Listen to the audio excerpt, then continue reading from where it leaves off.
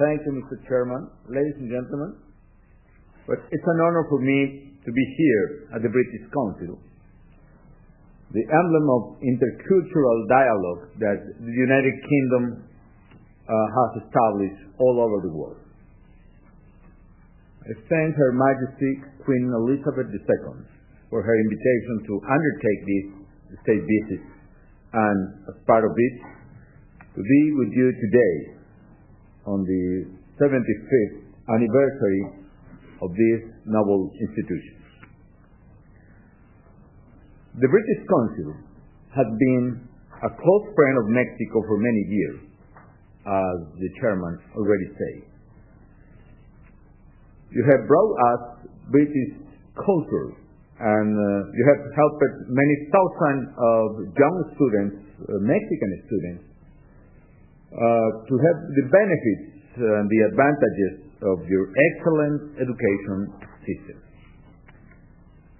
I was delighted to receive the British Council invitation to address you today and take the opportunity to pay tribute to the Council's work in Mexico and throughout the world during the last 75 years.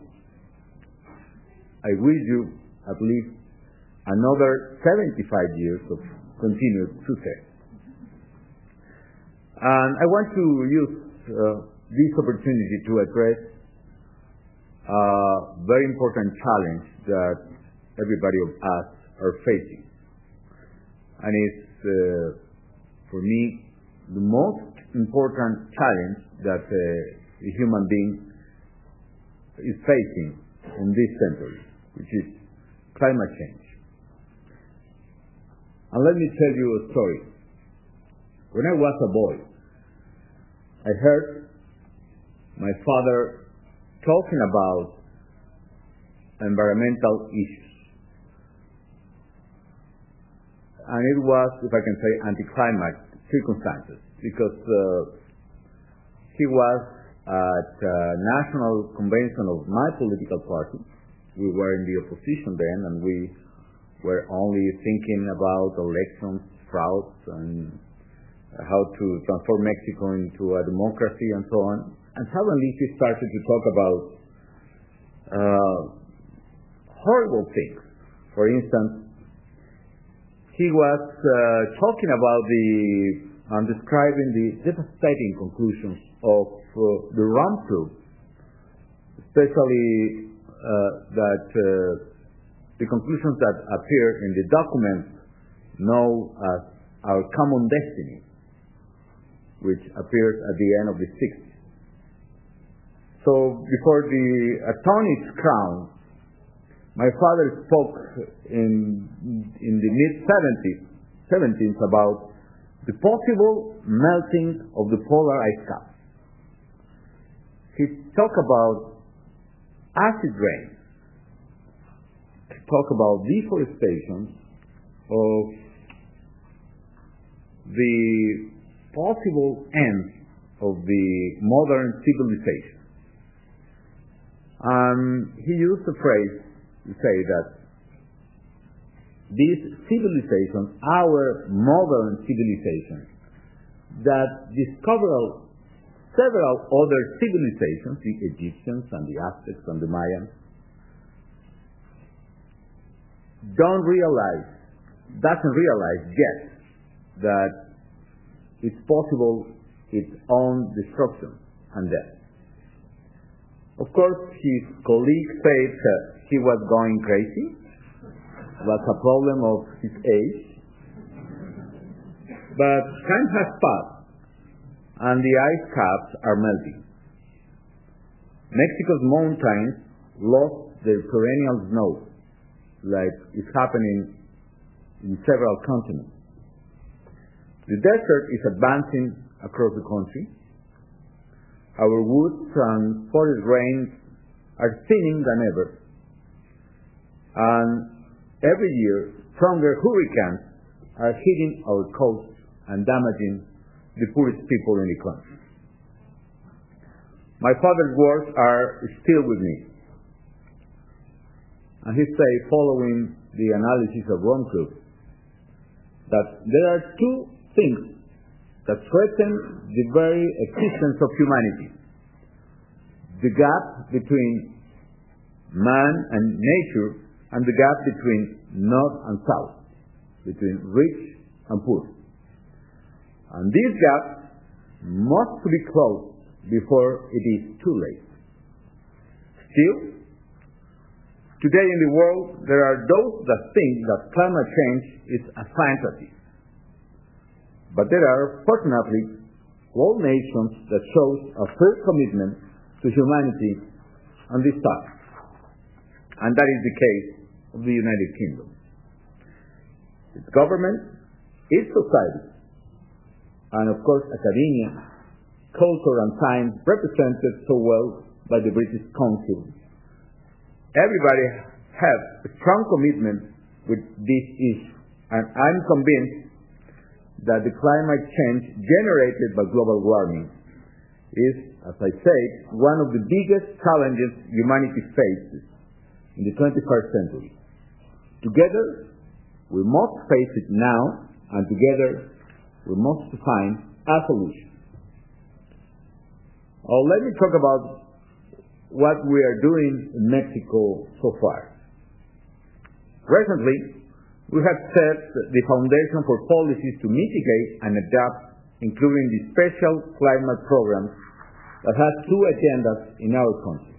First, a great agenda that is oriented to the reductions of greenhouse emissions through technological innovations, energy efficiency programs in industry, but also in the consumer's behavior. For instance, we want to change the habits of consumers and to promote saving energy programs among the people in Mexico. We want to promote alternative generations such as wind and solar power plants. When I was Secretary of Energy, I proposed my predecessor, former President Fox, to establish a wind farm in Mexico. He agreed, but when I went to the CFE, the public electricity company in Mexico, the engineers, no offense for nobody at all, all these old engineers started to say, well, that's crazy. That's stupid.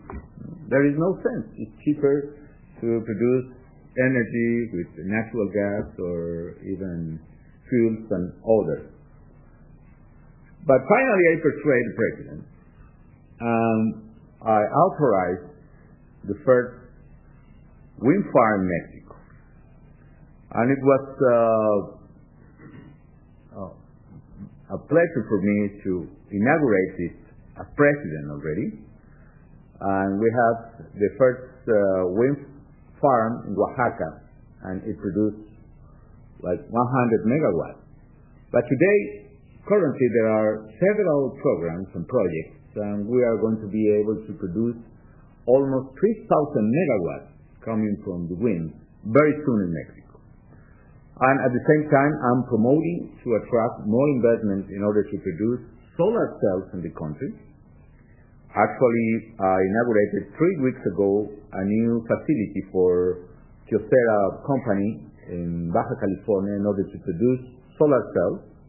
And we are talking with the German company to sell, and they have plans to establish a new factory in Mexico of solar cells, and the investment could be even up to $3 billion in Mexico. So we are pushing really hard in that matter.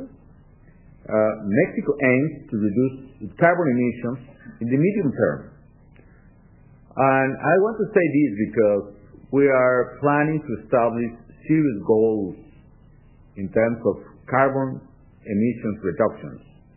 Nevertheless, we are a developing country because there is the traditional idea that the developing nations are considered exempt from these obligations. And I don't share that point of view.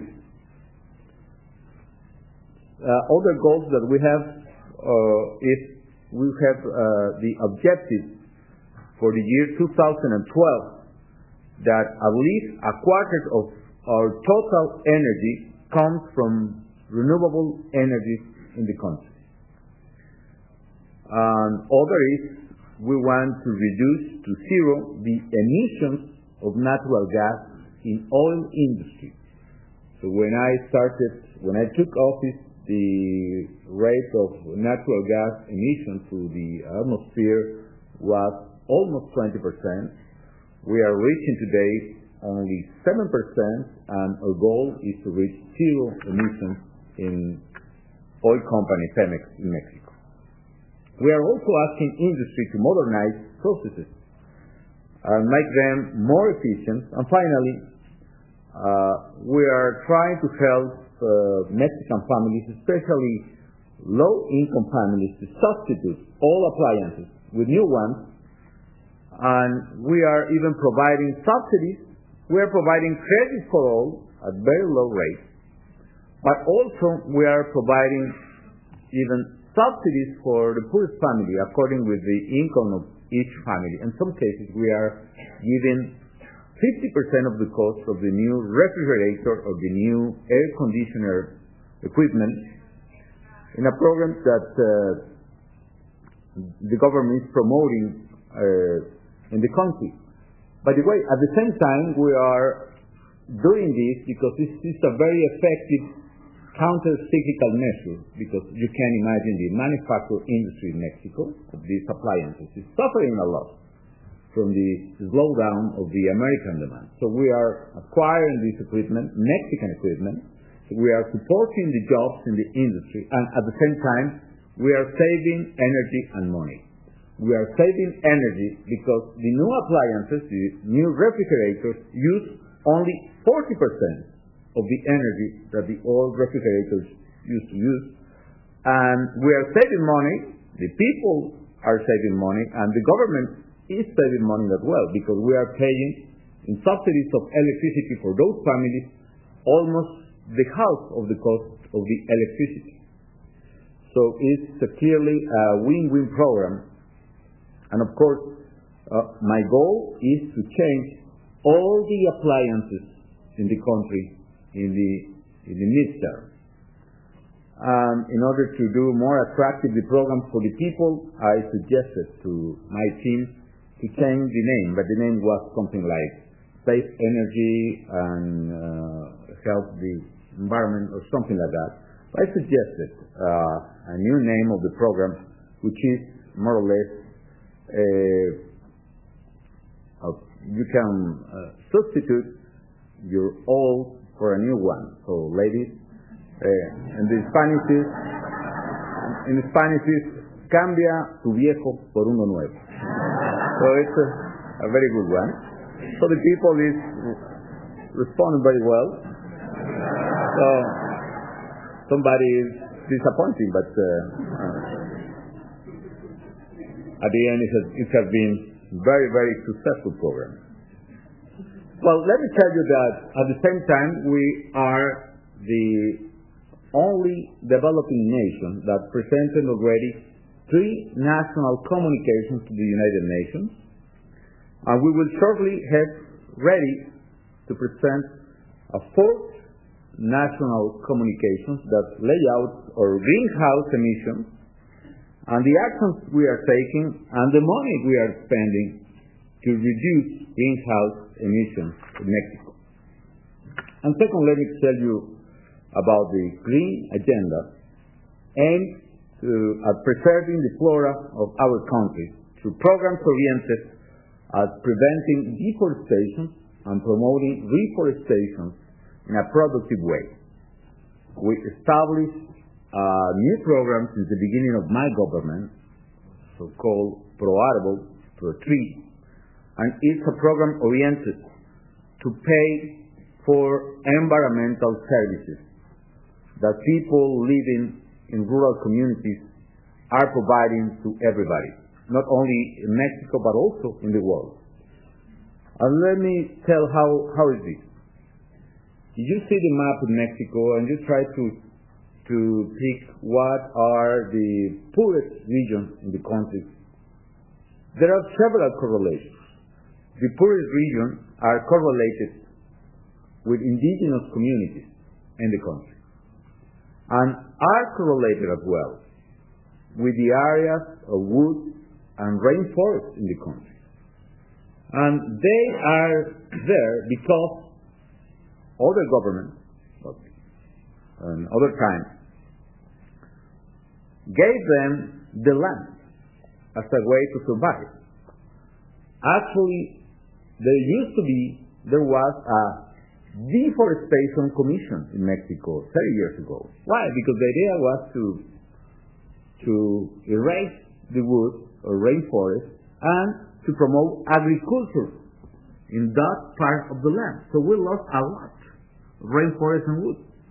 So now what is happening with those communities? They have no alternative to live. So the people living in extreme poverty, most of them are indigenous people, and most of them are living in those forest areas. So what we are trying to do, we are trying to change this situation.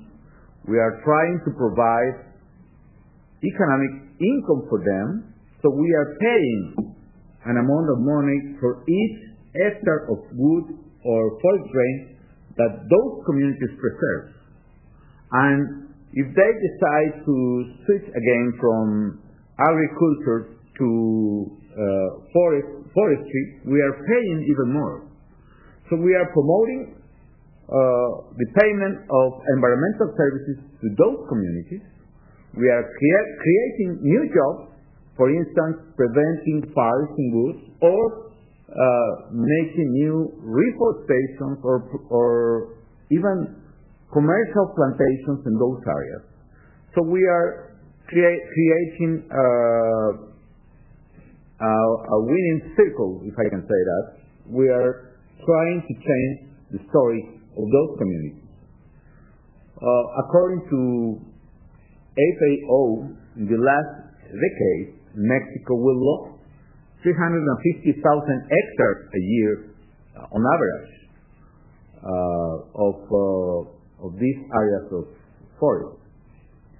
Now, through this program, either conservation programs to the land or reforestation or commercial plantations, we are recovering almost 500,000 of hectares each year, or at least we reached that goal last year. So we are moving in the right direction in order to preserve our flora, and mainly the Mexican wood and the Mexican rainforest. The aim is that all Mexicans be able to live better without destroying the land for future generations. We are aware that our actions are only a piece of the international effort, and that every nation must contribute to building an effective response. Climate change demands committed and joint actions. We must all work together to the benefit of all. One of the problems that I am seeing currently is that the Kyoto Protocol has not resulted in a greater commitment from countries. And I think there are several failures coming from the Kyoto Protocol. Probably we need to change the point of view about the problem. For instance, I tried to change at least two kinds of paradigms in this. One, for instance, is that to restore the environment is a task for developed countries. And the second, the discussion is what will be the target in terms of emission reductions for the future. But I think we need to change a little bit this paradigm. Why? First, fighting climate change is not a question only of developed countries. Everybody developed and developing nations must to act against climate change. So we need to change that point of view. Talking as developing nation is difficult for me because I have some fellow leaders in developing countries that say, well, this is a problem that industrialized nations provoke. They have enough money to fix that, so if they need to fix that, they are right in some sense. But climate change is a problem that everybody must to cooperate, to collaborate to fix. And everybody is able to do something in order to reach our goals. Second point is probably the discussion today is too focused on the goals for the future. And you can listen to formal discussions about this issue, and you're going to say 20% of reduction for 2020, but 30% if it's possible that we are all together, and we will reach 50% by 50, and others say, well, 80% by 50, and one say, well, 50%, but starting in 99 basis. Another say, well, 15%, but starting in 2005 basis. And we are losing a lot of time in that discussion. And that's right. And let me anticipate, Mexico will support any of these goals that can create a consensus between the nations. We are ready even to take for ourselves our own goals in Mexico in order to reduce our global emissions. But my point is that we need to change this way of mind. Why? Because the problem for me is not the goals themselves. The problem is that we have not the right instruments to do the job. I mean, there is no sense if we lose another 5 years discussing what could be the right goal. My perception is that we are discussing about the goals for the year 2020, and probably will reach a consensus in the year 2020 or 19. I don't know. But the problem is, okay, we can follow this discussion, and maybe we can reach an agreement about the goals. I will support the goals, but the problem are not the goals. The problem is the lack of right instruments and public policies to reach the goals. And what are those instruments? We need to realize that the instruments that Kyoto created were unuseful for our purposes. The principles under Kyoto Protocol obey only developed nations, and that was not very useful in the goals. So what we need to create is the right instruments to reach the goals. And what are the right instruments? My perception is that the right instruments are the right economic incentives for the country, because money is the best incentive for any person. Well, not all, but my point is, when you have the right economic incentive, you can change a lot of performance, a lot of behavior. And what could be one right economic incentive? And that is the reason why Mexico is proposing to create a green fund, a fund against climate change. And the green fund could be an instrument that allow the countries, the nation, and enterprises to get money to finance either mitigation programs, saving or energy efficiency programs, adaptation programs, or carbon sequestration programs. And what could be these mechanisms? First, any single country, probably with the exception of the real poorest country in the world, but any single country must to contribute to create the fund under the principle of common but differentiated responsibilities. For instance, like we do in the United Nations, any single country must to pay a quota to the United Nations, or IMF, or other multilateral institutions. We are going to talk a lot about these institutions these days, by the way. So, but we can contribute. We, as a developing nation, Mexico, want to contribute to this fund. Because sometimes when I talk with some of the leaders of some developed countries, say, you are proposing another fund. You know, my taxpayers are really tired to finance this and that. But I'm not requiring for a charity from you. I'm proposing an economic instrument. Everyone can contribute according to their own capabilities and according to one formula. What could be that formula? We can discuss that. The formula could be, for instance, taking in account the income per capita of every nation, or taking in account the size of GDP of every nation, or other criteria could be the total emissions, which is the discussion right now about if China or India or the United States are the largest emitters in the world. But the point is, or probably we can ponderate the emissions with populations, and probably the variable could be emissions per capita, or all these variables combined in some formula. So income per capita, emissions per capita. But the point is, we need to establish a formula in the sense that each country could contribute to the Green Fund, and at the same time, in the other side of the equation, each country could withdraw from the fund.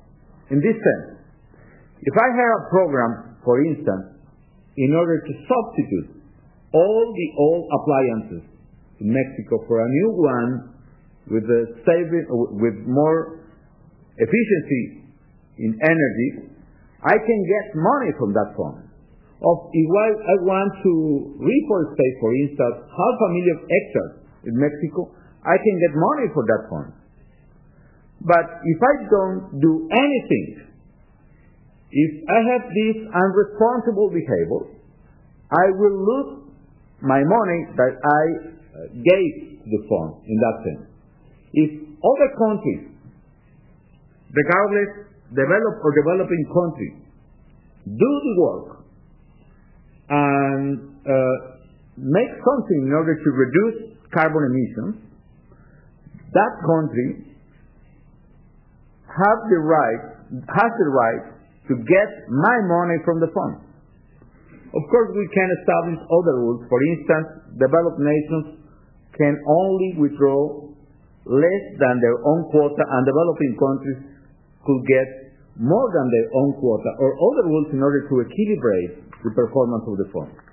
But my point is, okay, we need to reach a consensus in terms of the goal, but which is most important for me, we need to establish right now an instrument in order to put the world in movement toward serious carbon emission reduction. That's more or less the idea that we are proposing. Well, ladies and gentlemen, here today, at the home of this noble institution, I want to pay homage to the numerous British historians, scientists, writers, and travelers who took an interest in Mexico and share their knowledge of my country with the world. I also pay tribute to creators, intellectuals, or thinkers of the United Kingdom who have shined a bright light on the science and art.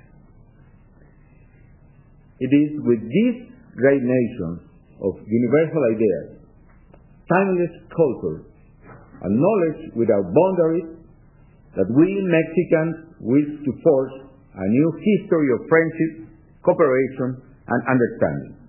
And in this, the British Council is playing a leading role. So congratulations again on the first 75 years of these institutions, that is the pride of cultural dialogue between the peoples of the world. Thank you very much.